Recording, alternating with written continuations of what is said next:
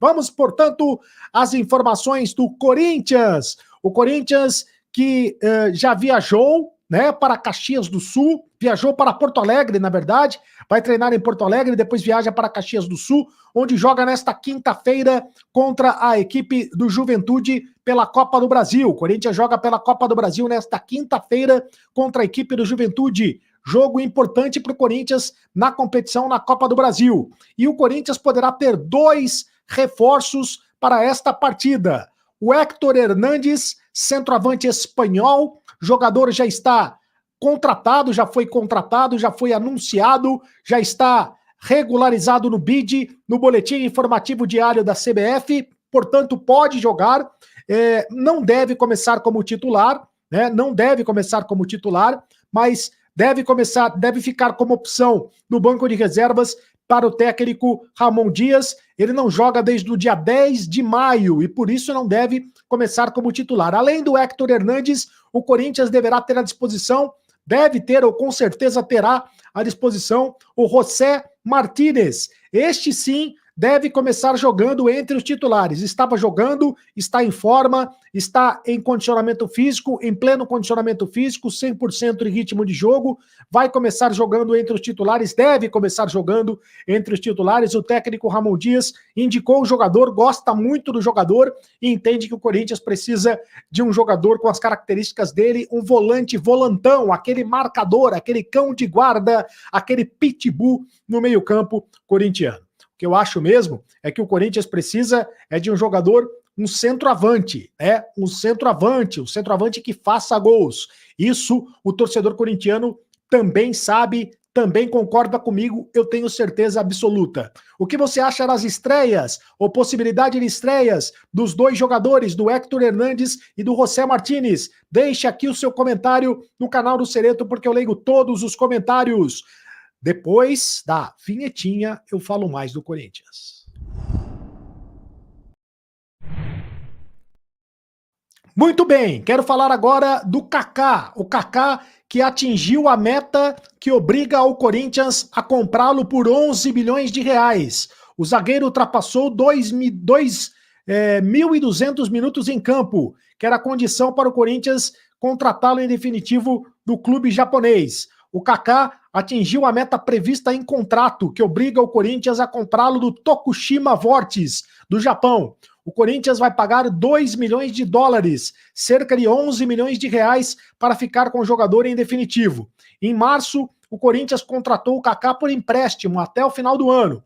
E na ocasião, ficou definido que se o jogador atingisse 2.200 minutos em campo, o clube teria que contratá-lo em definitivo. Essa marca foi superada neste mês. O Kaká já tem 30 partidas com a camisa do Corinthians e 5 gols marcados, fora os gols contra, né? Porque o Kaká também gosta de fazer gol contra.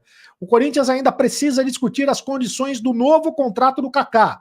O atual vai até dia 31 de dezembro. E assim, portanto, não há pressa da direção para assinar o novo vínculo. Tem 25 anos o Kaká, tem sido bastante utilizado desde que chegou ao Corinthians, embora não possa ser considerado um titular absoluto, né? Além dele, o técnico Ramon Dias tem à disposição o André Ramalho, esse sim é titular absoluto, o André Ramalho, o Gustavo Henrique e o Félix Torres para a posição. O Caetano também faz parte do elenco, mas o Caetano não vem sendo utilizado pelo técnico Ramon Dias. É o Kaká, zagueiro do Corinthians, que será contratado em definitivo, portanto. Eu falo agora do centroavante do time. O torcedor quer saber de centroavante, não quer saber de zagueiro, não quer saber de volante, o torcedor quer saber de camisa 9, o camisa 9 do Timão.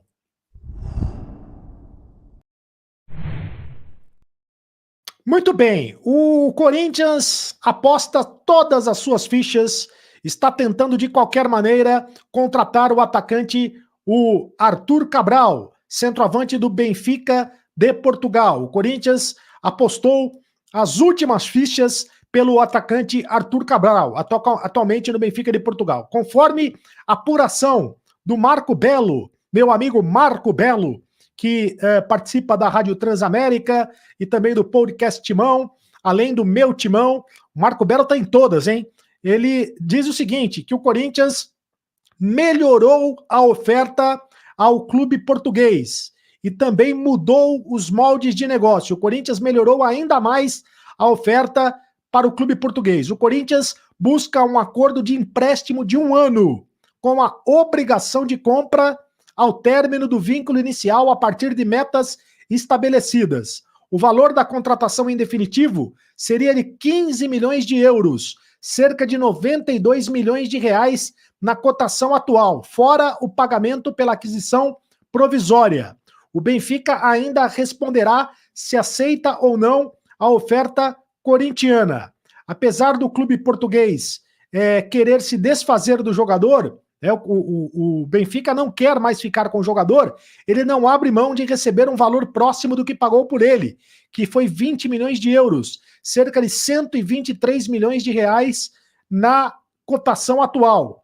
Atleta e clube têm contrato até junho de 2028. Até junho de 2028 vai o contrato do Arthur Cabral com a equipe do Benfica. Arthur Cabral e Corinthians já se acertaram financeiramente e o atacante chegaria ao Corinthians independentemente da possível negociação do Yuri Alberto para o Southampton da Inglaterra. Então, o Corinthians, portanto, quer porque quer a contratação do Arthur Cabral. É o nome da vez. É o plano A, o plano B, o plano C, o plano D e o plano E. É o Arthur Cabral, centroavante do Benfica. Acontece que os moldes da negociação são esses. O Corinthians traria o Arthur Cabral emprestado por 3 milhões de euros, mais ou menos. E aí, no final do empréstimo, o Corinthians teria a obrigação de pagar 15 milhões de euros, mais ou menos, o que é mais de 90 milhões de reais. É muito dinheiro. O Corinthians vai ter dinheiro para pagar o Arthur Cabral no final do empréstimo? Acontece que o Corinthians está desesperado por um atacante, está desesperado por um centroavante, quer de qualquer maneira a contratação de um camisa 9 que faça gols.